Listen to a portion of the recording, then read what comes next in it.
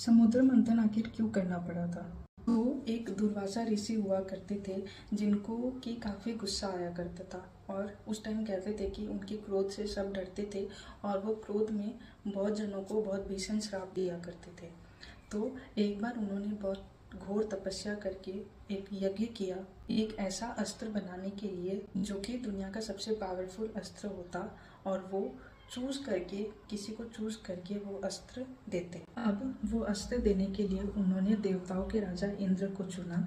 उनको लगा कि इंद्र ही इस अस्त्र के काबिल है, तो वो उस अस्त्र को लेके स्वर्गलोक इंद्र की सभा में पहुंचे और वो जो अस्त्र था वो एक फूलों की माला के रूप में था, तो उस माला को इंद्र को दे दिया।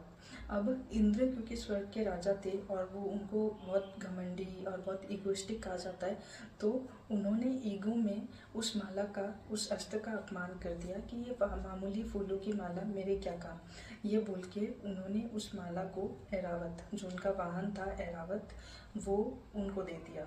अब इस अपमान की वजह से दुर्वासा ऋषि को बहुत गुस्सा आया, जिसकी वजह से उन्होंने सारे देवताओं को श्राप दे दिया कि जिस धन के घमंड में इंद्र ने उनके अस्त्र का अपमान किया है, वही धन उनसे, सारी देवताओं से छीन जाएगा। तो अब ये श्राप मिलने के बाद क्या हुआ, जो देवी लक्ष्मी थी, जो धन की देवी है, वो सारे देवताओं से छीन गई। सारे देवता निर्धन हो गए और देवी लक्ष्मी समुद्र में समा गई, जिसके वजह से देवी लक्ष्मी को वापस पाने के लिए समुद्र का मंथन हुआ था।